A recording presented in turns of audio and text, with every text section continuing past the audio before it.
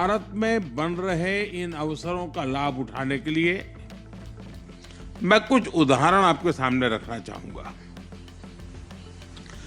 भारत में मैन्युफैक्चरिंग को बढ़ावा देने के लिए हमने प्रोडक्शन लिंक इंसेंटिव स्कीम शुरू की है, पीएलआई।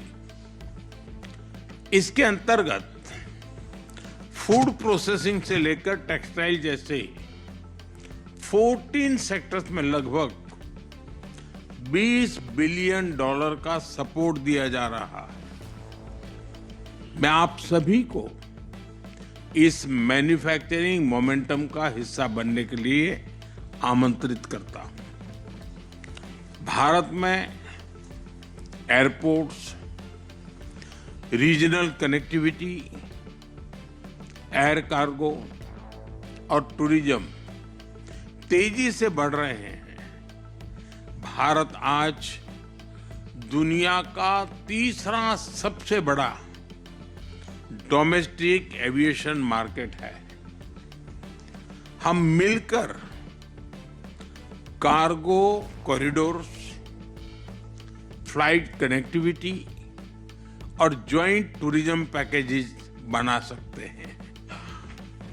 कीवी, एप्पल्स, हनी और सी फूड के लिए पेरिशेबल कार्गो सॉल्यूशंस विकसित किए जा सकते हैं। न्यूजीलैंड के पास हॉर्टिकल्चर, डेयरी साइंस और फॉरेस्ट्री में विशाल एक्सपर्टीज है।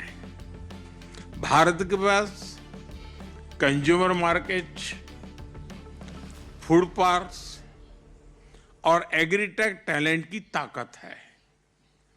हम मिलकर farm to market, value chains और ग्लोबल एक्सपोर्ट प्लेटफॉर्म बना सकते हैं। फिनटेक में आज भारत ग्लोबल लीडर है। आज दुनिया की 50% real time digital payments Bharat में होती है। हम डिजिटल पेमेंट्स के साथ साथ ग्रीन बॉन्ड्स में भी आगे बढ़ सकते हैं। हमने स्पेस सेक्टर को प्राइवेट पार्टिसिपेशन के लिए खोल दिया है। आज भारत में 400 से अधिक स्पेस स्टार्टअप्स है और अब तो एक यूनिकॉर्न भी बन गई है।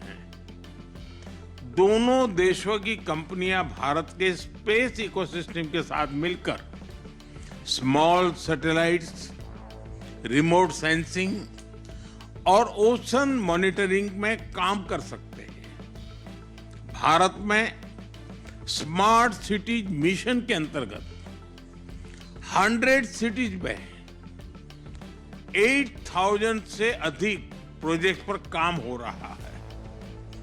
हम मिलकर urban mobility, water management, waste management जैसे क्षेत्रों में काम कर सकते हैं। फ्रेंड्स, मैं माओरी बिजनेस लीडर्स का विशेष अभिनंदन करता हूं। भारत की सभ्यता और माओरी ट्रेडिशन दोनों में प्रकृति, समुदाय और सस्टेनेबिलिटी के प्रति गहरा सम्मान है। हमारे एफटीए में भी माओरी बिजनेसेस के लिए अवसरों को विशेष स्थान दिया गया है। हमारी इन साझा मूल्यों को जोड़कर हम इंक्लूसिव एंड सस्टेनेबल ट्रेड का नया मॉडल बना सकते हैं। फ्रेंड्स, मेरा सुझाव है कि हम मिलकर एक बहुत ही एम्बिशियस बिजनेस रोड मैप बनाएं। अपने स्ट्रेंथ्स को जोड़ते हुए हम कम से कम 5 फ्लैगशिप प्रोजेक्ट्स की पहचान करें और उन्हें समयबद्ध तरीके से पूरा करने के लिए रिव्यू मैकेनिज्म बनाएं। तभी हम अपने संबंधों के पूरे पोटेंशियल को रियलाइज कर सकेंगे और दोनों देशों के लोगों की आकांक्षाओं और अपेक्षाओं पर खरे उतर सकेंगे। मैं आप सभी को इस यात्रा में कंधे से कंधा मिलाकर चलने के लिए आमंत्रित करता हूं। Let us make our partnership a platform for prosperity, A bridge for innovation and a force for global good. और मैं चाहता हूं कि न्यूजीलैंड और भारत मिलकर के एक नई शक्ति के रूप में उभरे। और मेरा एक और आग्रह है, जैसा अभी आपने बताया कि खेल के हमारे संबंधों के 100 साल हो रहे हैं, ये बड़ा महत्वपूर्ण इवेंट है। इसको तो हम मनाएंगे, लेकिन क्या कभी ये सोच सकते हैं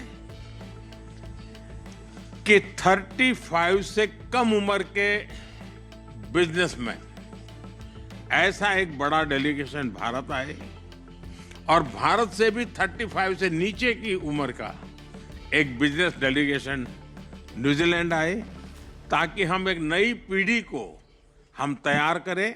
इसी एक शुभकामना के साथ आप सबका बहुत बहुत धन्यवाद।